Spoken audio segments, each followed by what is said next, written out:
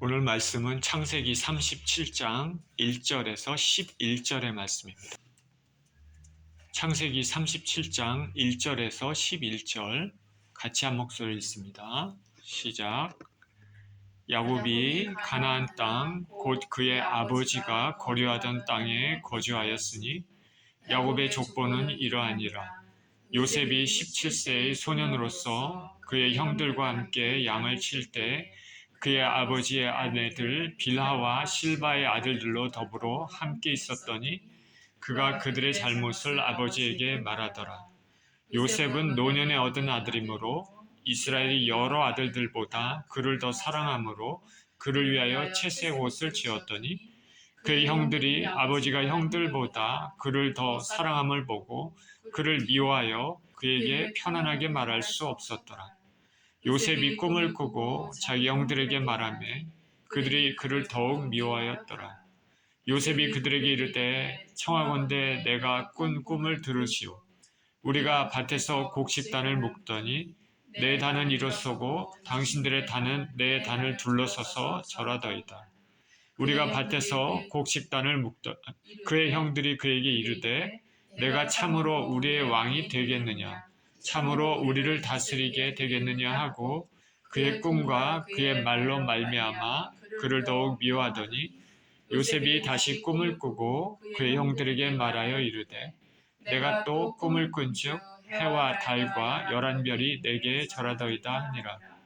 그가 그의 꿈을 아버지와 형들에게 말하며 아버지가 그를 꾸짖고 그에게 이르되 내가 꾼 꿈이 무엇이냐 나와 내 어머니와 내 형들이 참으로 가서 땅에 엎드려 내게 절하겠느냐. 그의 형들은 시기하되 그의 아버지는 그 말을 간직해 두었더라. 아멘. 요셉의 꿈이란 제목으로 말씀을 나누겠습니다. 기도합니다. 생명의 주님 감사합니다. 말씀을 대합니다. 아버지, 말씀을 대할 때마다 항상 전하고 듣는 말씀 가운데 아버지 하나님, 주님의 메시지만 온전히 전파되기를 또 원하고 혹 아버지 하나님 우리의 잘못으로 잘못된 메시지가 전파되지 않도록 주님 도와주시옵소서. 하나님의 진리만 전파되며 그 말씀 가운데서 살아계신 주님의 은혜를 받는 귀한 시간 되게 하여 주시옵소서. 감사드리며 우리 주 예수 그리스도 이름으로 기도합니다. 아멘.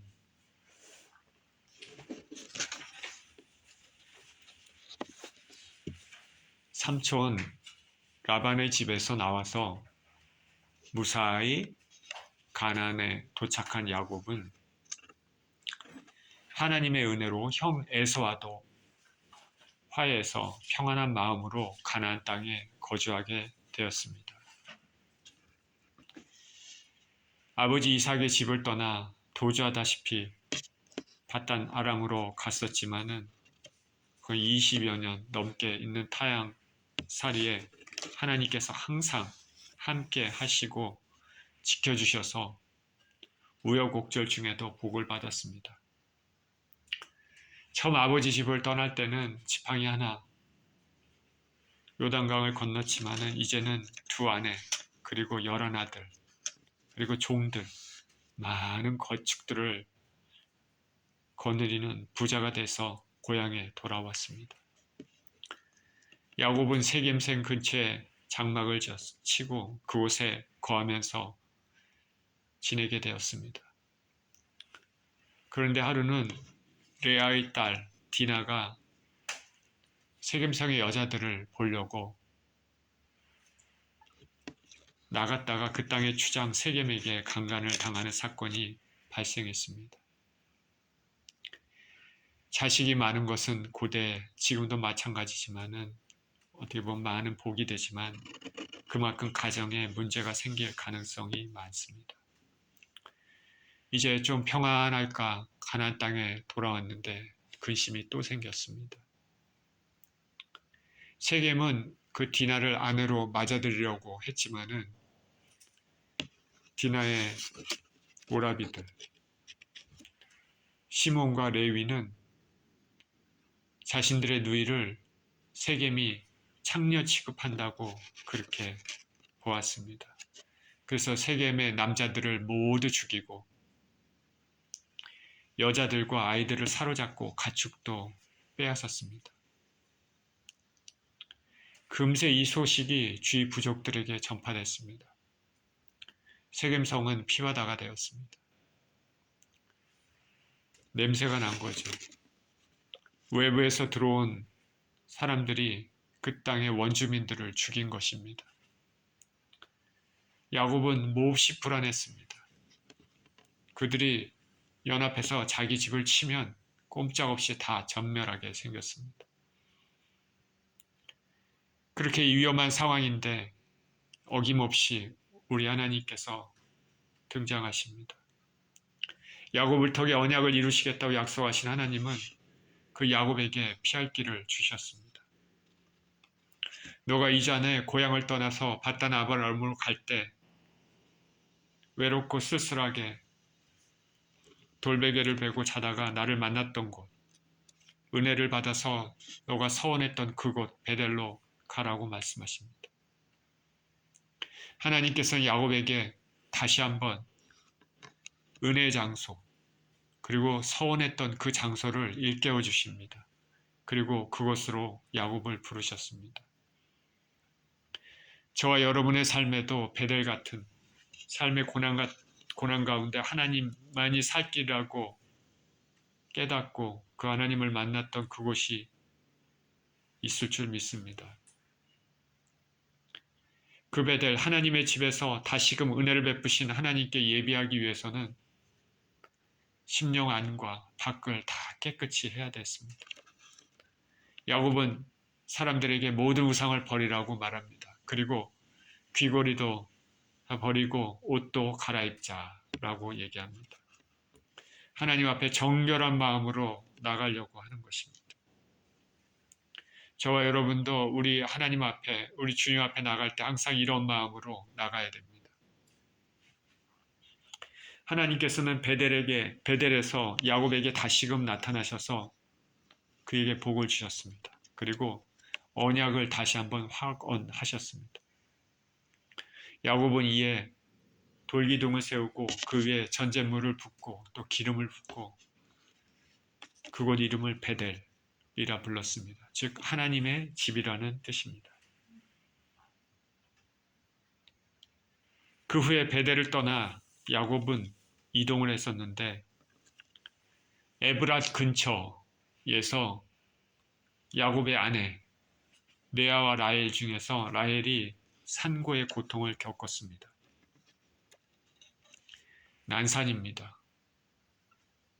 여자가 아기가 있는데 아기를 낳을 힘이 없다든가 아기가 나오지 않으면 그 얼마나 정말 고통입니까?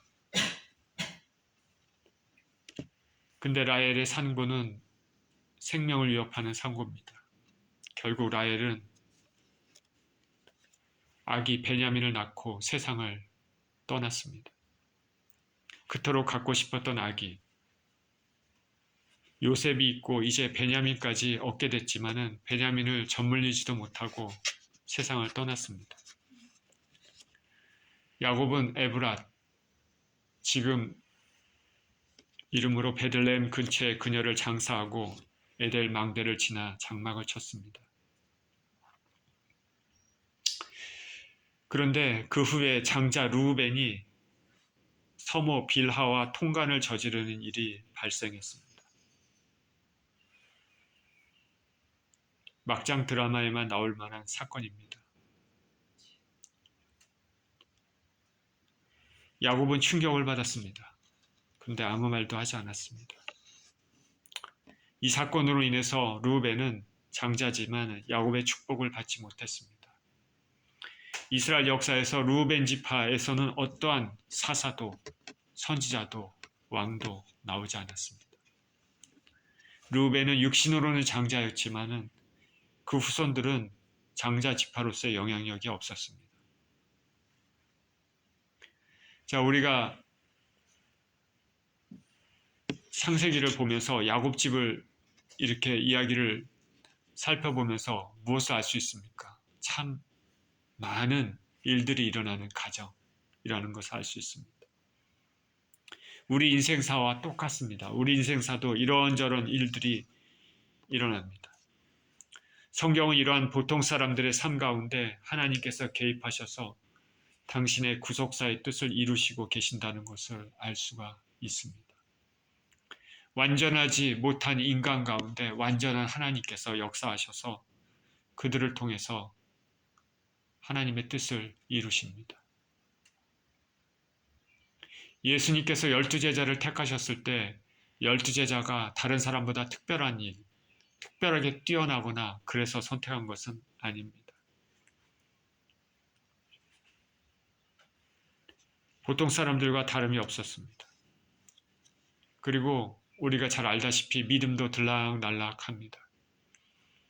그렇지만 예수님께서는 그들을 훈련시키셔서 교회를 세우시고 온 세상을 구원하시는 뜻을 이루셨습니다. 하나님이 하시는 방법이 이렇습니다. 그러니 우리 하나님께서는 저와 여러분 같이 평범한 사람들도 부르셔서 당신의 큰 뜻을 이루는 데 쓸 수 있음을 우리는 알아야 됩니다. 하나님께서는 어떤 특별한 사람들을 부르는 것이 아닙니다. 사도 바울은 고린도 교회 교인들에게 말했습니다. 세상에 지혜 있는 자, 능력 있는 자들이 아니라 오히려 부족한 우리들을 부르셨다 했습니다. 그 후에 야곱은 아버지 이삭이 거하는 기랏 아르바의 마므레로 이동했습니다. 다른 이름은 헤브론입니다. 그곳은 이삭이 있었습니다. 그런데 이삭은 나이가 많았습니다. 그곳에서 이삭은 세상을 떠납니다. 나이 180세입니다. 오래 살았죠. 그러나 이삭의 삶은 평탄했죠. 야곱하고는 틀리게. 나이 180세 이삭이 죽었습니다. 야곱은 형 에사와 같이 이삭을 장사했습니다. 이제 아브라함도 죽고 이삭도 죽었습니다. 비록 이들이 죽었지만은 그러나 하나님의 뜻은 계속 이루어집니다. 누구를 통해서? 야곱과 그 후손들을 통해서 이루어진 것입니다. 우리 인생들은 이 땅에 나고 태어났다가 떠나지만은 하나님께서는 그 뜻을 다 또 다른 사람들을 통해서 이루시고 계시는 것입니다. 본문입니다. 1절입니다. 야곱이 가나안 땅 곧 그의 아버지가 거류하던 땅에 거주하였으니 야곱의 족보는 이러하니라. 요셉이 17세의 소년으로서 그의 형들과 함께 양을 칠 때 그의 아버지 아내들 비라와 실바의 아들들과 더불어 함께하였더니 그가 그들의 잘못을 아버지에게 말하더라. 야곱은 가나안 땅 이삭이 아버지 거주하던 땅에 거주했습니다. 형 에서는 세일산에 거주했죠. 그러나 이삭은 아버지가 거주한 땅 헤브론에 거주하고 있었습니다.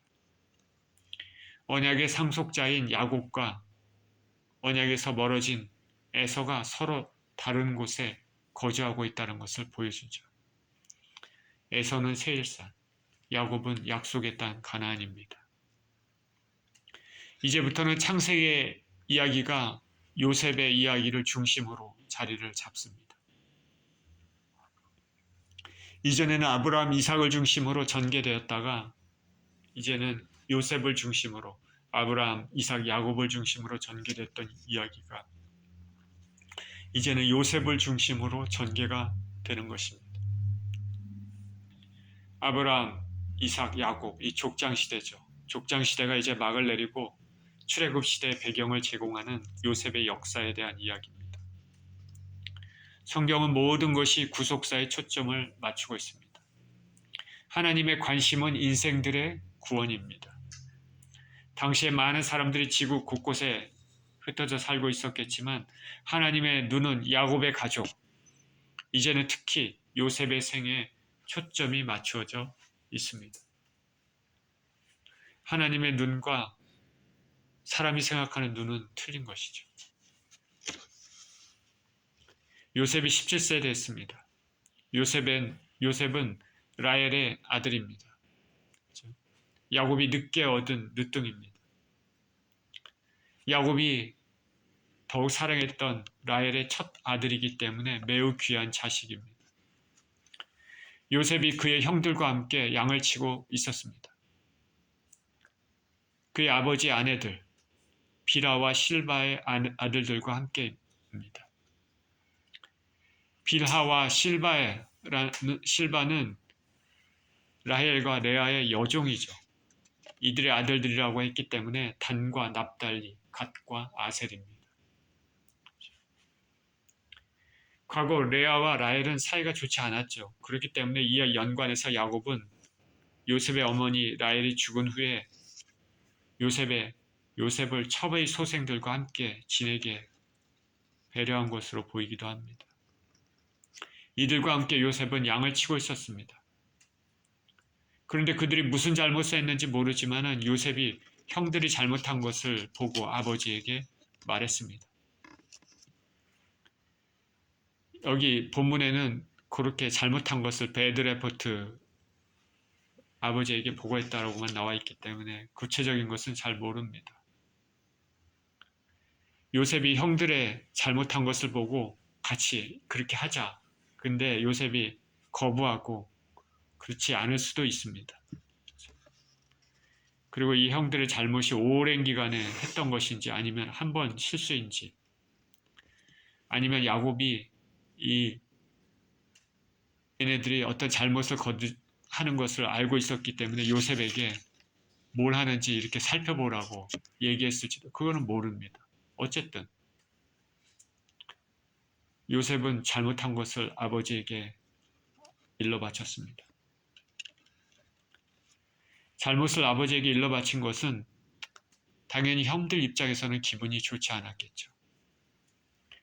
이것은 요셉이 형들의 미움을 받은 첫 번째 이유입니다. 요셉은 형들의 잘못을 아버지에게 말했습니다. 3절입니다. 요셉은 노년에 얻은 아들이므로 이스라엘이 여러 아들들보다 그를 더 사랑함으로 그를 위하여 채색 옷을 지었더니 그의 형들의 아버지가 형들보다 그를 더 사랑함을 보고 그를 미워하여 그에게 편안하게 말할 수 없었더라. 요셉은 야곱이 노년에 얻은 아들이죠. 그리고 사랑하는 라헬이 낳은 아들이고 이제 라헬도 죽었죠. 그렇기 때문에 더욱 귀한 아들입니다. 더 사랑했다라고 말했습니다. 여기 사랑했다라는 말에 아하브라는 말은 선택적 사랑을 뜻하고 완료 시제입니다. 그러니까 다른 아들들보다 더 사랑했다는 것이죠. 요셉이 형들의 미움, 시기를 받은 두 번째 이유가 됩니다. 이전에는 잘못을 일러 바쳐서 미워했는데 이제는 자신들보다 유별나게 차별적으로 사랑을 받으니까 더욱 미워했습니다. 이 가족, 편애주의는 일종의 이 가족의 전통 같습니다. 이전에 사라가 이스마엘이 아닌 이삭을 사랑했었고 이삭은 야곱보다는 에서를 사랑했었고 리브가는 에서보다는 야곱을 사랑했습니다. 야곱도 레아보다는 라헬을 사랑했는데 이것이 그대로 이어져서 이제는 요셉을 다른 아들들보다 더 사랑한 것입니다. 사람은 감정의 동물이기 때문에 어느 누구보다 어느를 더 사랑하는 거 이런 거는 있을 수가 있겠죠. 있을 수밖에 없습니다. 그러나 그거를 너무 티내게 하면은 문제가 되는 것이죠. 가족 내에서 이러한 편애주의는 항상 가족의 불화의 불씨가 됐습니다. 그런데 우리가 잘 알다시피 그런 잘못된 불화의 불씨 가운데서도 하나님께서는 당신의 뜻을 이루십니다. 야곱은 요셉을 더 사랑해서 채색 옷을 지었습니다. 채색 옷. 우리말로 여기는 채색 옷이라고 되어 있는데 채색 옷에 해당하는 원어 케톤의 파심이라는 단어입니다.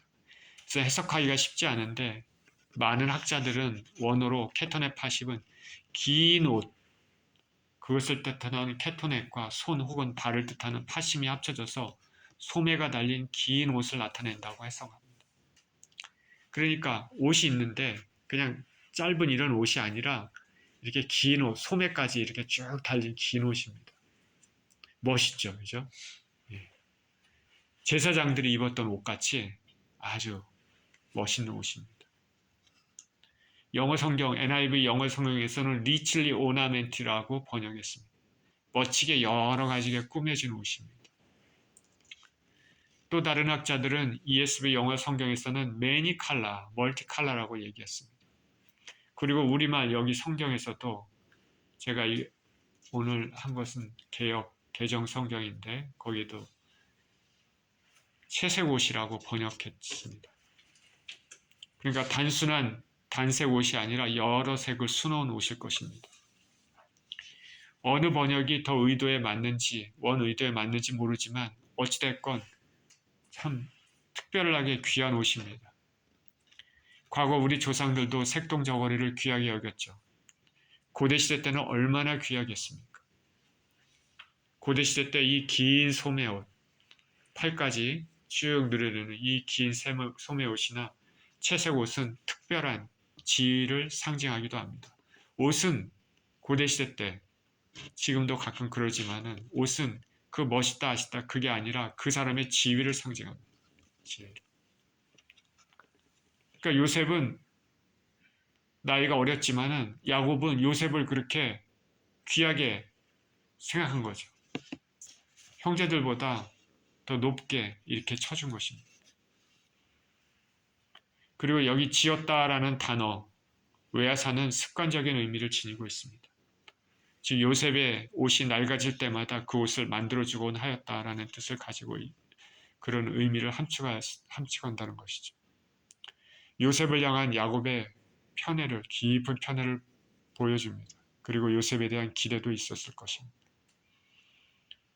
요셉의 형들은 이렇게 자기들보다 편애를 받은 요셉을 미워했습니다. 시기했습니다. 요셉에게 편안하게 말할 수 없었다라고 말합니다. 편안하게 말할 수 없었다. 친절하게 형제간에 말할 수 없었다. 문자적으로 얘기하면 샬롬이라고 말하지 않았다는 뜻입니다. 히브리인들에게, 이스라엘인들에게 샬롬은 가장 기본적인 인사말입니다. 평범한 인사죠. 근데 요셉의 형들은 요셉에게 그런 얘기도, 그런 말도 건네지 않았다는 것이죠. 요셉은 형제들로부터 미움을 받는 그런 왕따였습니다. 5절입니다. 요셉이 꿈을 꾸고 자기 형들에게 말하며 그들이 그를 더욱 미워하였더라. 요셉이 그들에게 이르되 청하건대 내가 꾼 꿈을 들으시오. 우리가 밭에서 곡식단을 묶더니 내 단은 일어서고 당신들의 단은 내 단을 둘러서서 절하더이다. 그의 형들이 그에게 이르되 내가 참으로 우리의 왕이 되겠느냐, 참으로 우리를 다스리게 되겠느냐 하고 그의 꿈과 그의 말로 말미암아 그를 더욱 미워하더니. 하루는 요셉이 꿈을 꾸었는데 자기 형들에게 말했습니다. 형들은 그 꿈을 듣고 요셉을 더욱 미워했습니다. 자, 1, 2, 3 펀치죠. 형들이 요셉을 미워하고 시기했던 세 번째 이유가 요셉이 자신의 꾼 꿈을 말했기 때문입니다. 왜냐하면 그 꿈은 요셉은 높아지고 형들은 낮아지는 꿈이었습니다. 구약시대 때 꿈은 환상과 더불어 종종 하나님께서 당신의 뜻을 인생들에게 나타내시는 계시의 방법으로 이용되곤 했습니다.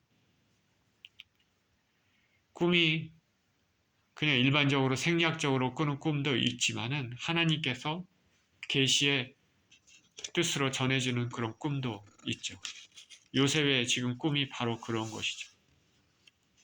창세기에서는 세 번의 꿈을 통해 하나님께서 요셉의 생애를 주관하시고 인도하시는 섭리를 보여주죠. 오늘 본문이 첫 번째 꿈입니다. 두 번째는 애국 감옥에 갇혔을 때 두 관원이 꾼 꿈입니다. 세 번째는 바로가 꾼 꿈이죠. 이 모든 것은 하나님께서 하신 것이죠. 주신 꿈이죠. 오늘 본문에 있는 첫 번째 그 꿈 때문에 형제들은 요셉을 더욱 미워했습니다. 요셉은 자신의 꿈을 형제들에게 말했습니다. 밭에서 곡식단을 묶고 있었는데 자신의 단은 일어서고 형들의 단은 자신의 단을 둘러서서 절하는 꿈입니다. 다시 말해서 형들이 동생에게 굴복한다는 꿈이죠. 형들은 낮아지고 자신은 높아진다. 곡식단이란 것을 통해서 양식과 관련이 있음을 알 수가 있습니다. 자, 하나님은 참으로 재밌으신 분이십니다. 하나님은 아티스틱한 그런 성품을 가지고 계십니다. 하나님은 그림을 그리면서 어떤 또 환상을 통해서 이미지를 통해서 어떤 상황들 또 미래를 보여주시는 경우가 많이 있습니다. 그렇죠? 여러분들도 그런 경험 하셨습니까? 예.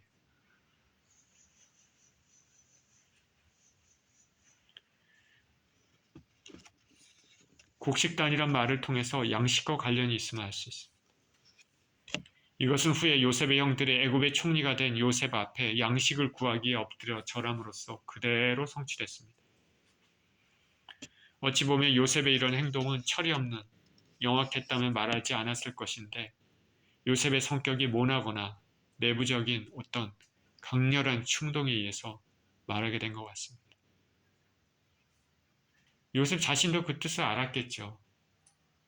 그리고 그것을 얘기하면은 별로 좋지 않을 것이라는 것도 17살이면 충분히 알지 않았을까 생각이 듭니다. 그런데 이것은 다 하나님의 섭리이기 때문에 아마도 그 심령 안에 그 말을 해야 되겠다라는 강한 충동이 있을 수도 있겠다 라는 생각이 듭니다. 하나님의 섭리입니다. 하나님께서는 우리 각자 가지고 있는 성품, 장점과 약점, 기쁨과 고난의 환경을 통해 인생을 조율하십니다. 그리고 당신의 뜻을 이루십니다. 사람은 지혜와 능력이 제한되어 있기 때문에 이렇게 할 수는 없습니다. 그러나 하나님은 무한하신 지혜 가운데 이것이 가능합니다. 우리가 이해할 수 있는 영역이 아니죠. 하나님께서는 인간의 삶을 그 심령을 억지로 그렇게 하게 하시지는 않습니다. 우리 각자의 심령에 따라 다 움직이는데 그럼에도 불구하고 하나님께서는 그 모든 것들을 엮으셔서 당신의 뜻을 이루십니다. 요셉이 자신의 단은 일어서고 형들의 단은 자신의 단 앞에서 절한다고 하니까 형들이 요셉을 더욱 미워했습니다. 내가 참으로 우리의 왕이 되겠느냐? 내가 참으로 우리를 다스리게 되었느냐? 요셉에 대한 형들의 분노입니다. 9절입니다. 요셉이 다시 꿈을 꾸고 그의 형들에게 말하여 이르되 내가 또 꿈을 꾼즉 해와 달과 11별이 내게 절하더이다 하니라. 그가 그의 꿈을 아버지와 형들에게 말하며 아버지가 그를 꾸짖고 그에게 이르되 내가 꾼 꿈이 무엇이냐? 나와 내 어머니와 내 형들이 참으로 가서 땅에 엎드려 내게 절하겠느냐? 그의 형들은 시기하되 그의 아버지는 그 말을 간직해 두었더라. 참 요셉은 눈치가 없게도 형들에 대해서 그 꿈을 얘기했는데 또 꿈을 꿨는데 그거를 갖다가 형들에게 또 얘기했습니다. 그리고 이제는 아버지에게도 얘기했습니다.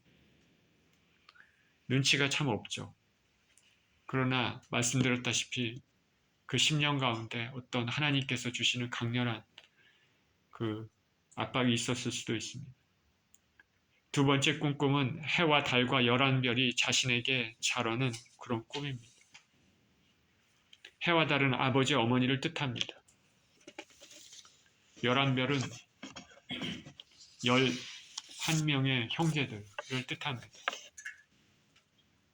아버지 야곱과 형제들이 이 비유를 모를 리가 없습니다.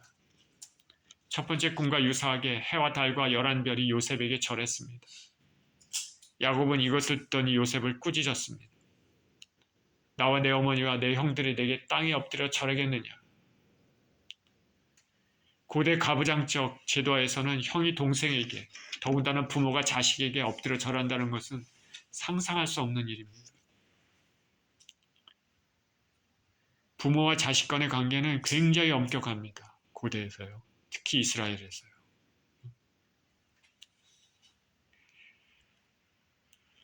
야곱이 요셉을 꾸짖었던 이유가 그런 이유고, 또 하나는 그 요셉의 말로 인해서 형들과 사이가 당연히 안 좋아질 수 있기 때문에 요셉을 꾸짖었습니다. 이제 그 말을 들은 형들은 이제 미워하는 것을 넘어 시기했습니다. 시기했다. 여기 시기하되 카나라는 뜻인데요. 마음속의 분노로 인해서 얼굴이 붉어졌다는 것입니다. 미움보다 더 강한 감정입니다. 가인이 아벨에 대해서, 에서가 야곱에 대해서, 바리새인들이 예수님에 대해서 가졌던 것과 그런 감정입니다. 이 문제가 될 수 있는 감정이죠. 위험한 감정입니다. 살인을 일으킬 수 있는 감정입니다. 이런 감정은 장차 큰 안 좋은 사건이 발생할 수 있을 것을 보여줍니다. 가인은 아벨을 죽였습니다. 그리고 에서는 야곱을 죽이지는 않았지만 죽이려고 했습니다. 그리고 바리새인들은 예수님을 죽음에 넘겨줬습니다. 이 미움 시기를 잘 다스려야 됩니다. 그죠? 미움 시기를 잘 다스려야 됩니다. 우리가 잘 알다시피 요셉의 형제들은 그걸 잘 다스리지 못했죠. 결국에는 죽이려고 했다가 나중에는 팔게 된 거죠. 요셉의 형제들은 이 말에 분노하고 있었지만은 야곱은 꾸짖기는 했지만은 그의 말을 마음에 두었다라고 얘기합니다. 야곱은 영적인 사람입니다. 야곱은 속이는 자였었고 그 인생에 속이고 속임을 당하고 뭐 그렇게 살아왔고 많은 힘든 일이 있었지만은 하나님의 은혜를 또한 많이 받은 하나님을 아는 사람입니다. 그렇기 때문에 그 말을 들었을 때 이게 보통 그 일반적인 말이 아니라는 것을 그는 알았습니다. 그리고 그것을 마음에 두었습니다. 꿈의 의미를 생각한 것입니다. 장차 미래에 어떤 일이 일어날지 짐작한 것이죠. 자신의 집을 향한 하나님의 어떤 섭리가 있을 것으로 생각한 것입니다. 야곱 자신도 꿈을 통해서 하나님을 만났었기 때문입니다. 야곱은 마음에 두었습니다. 말하는 것을. 예수님께서 12살이었을 때 가족과 함께 예루살렘에 유월절을 맞아서 올라가셨습니다. 절기를 마치고 요셉과 마리아는 집으로 돌아오는 길에 예수님이 보이지 않았습니다.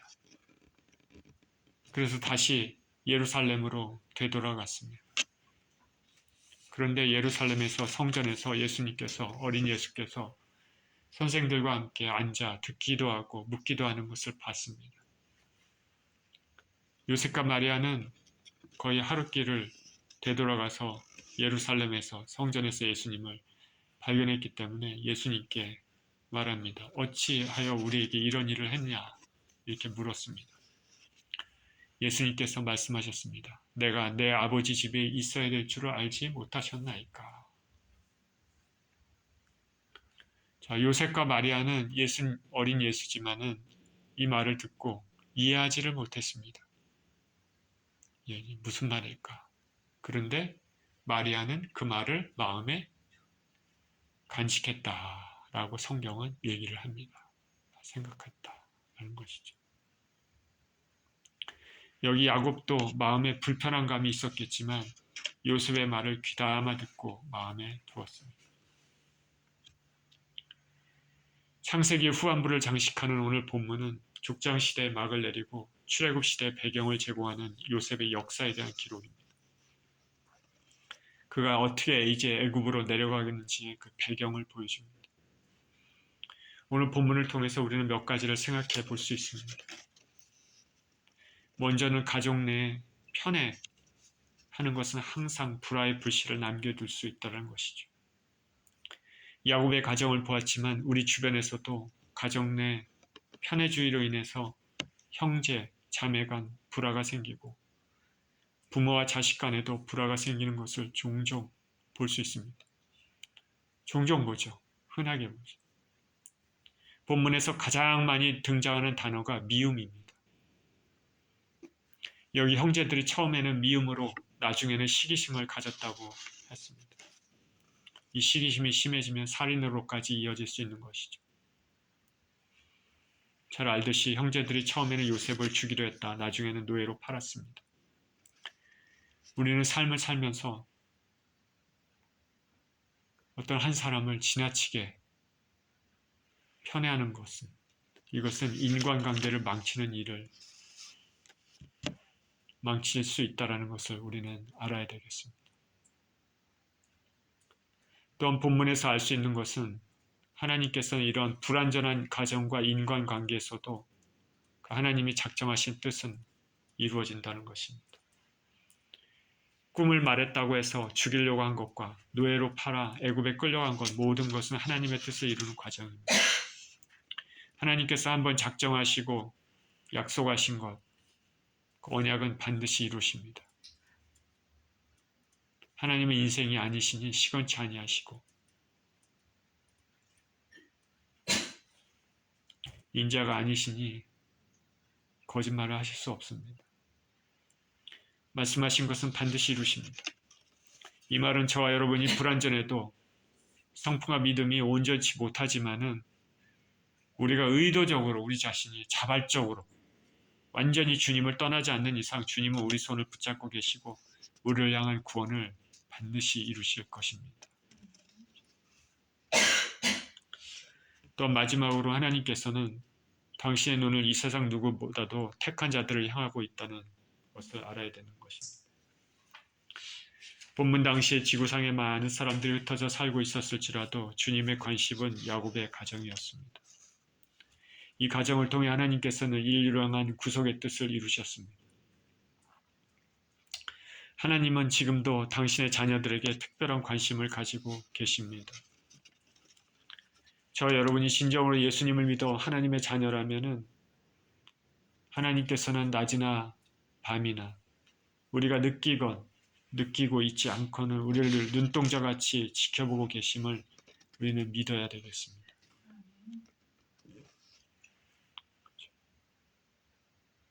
우리가 느끼건 느끼지 않건 하나님께서는 당신의 자녀들을 지켜보고 계시고 보호하고 계심을 우리는 믿어야 되겠습니다. 자나깨나 우리를 사랑하시고 우리를 지켜보고 계시며 우리가 그 천국에 입성할 때까지 구원의 완성을 위해서 열심히 일하시는 그 하나님의 그 열심, 그에 감사하고 그 하나님을 붙잡고 살아가시는 저와 여러분 모두 되시기를 예수 그리스도 이름으로 축원드립니다. 기도합니다.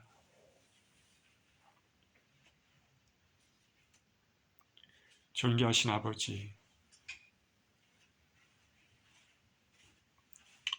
오늘 본문은 야곱이 얼마나 요셉을 편애했는가, 그로 인하여 형제들이 요셉을 미워하고 시기하기까지 했습니다. 그러나 이 모든 것들은 하나님의 뜻과 계획 안에 있었음을 오늘 본문을 통해서 알 수 있습니다. 야곱같이 불완전한 가정에서도 불완전한 성품과 갈등이 있는 그런 모든 상황 가운데서도 하나님의 언약과 하나님의 뜻은 이루어집니다. 하나님 우리 아버지, 주께서 잘 아시다시피 우리들은 부족하고 연약하며 능력도 없고 지혜도 없으며 성품도 온전치 못합니다. 그러나 우리 마음 가운데 하나님의 씨가 있어서 우리 주 예수를 통해서 주님을 믿는 믿음이 있다면 하나님께서 언제나 우리를 지켜보고 계시고 살피시며 반드시 그날까지 구원의 완성을 이루실 줄을 믿습니다. 우리가 아버지 느끼건 느끼지 않건 우리 주님께서는 우리와 함께 가시고 우리를 지키시고 보호하고 계시고 인도하시고 우리를 사랑하시는 줄 믿습니다. 그 주님을 붙잡고 아버지 승리의 그날까지 한 걸음 한 걸음 걸어가는 복된 인생 되게 하여 주시옵소서. 감사드리며 우리 주 예수 그리스도 이름으로 기도합니다. 아멘.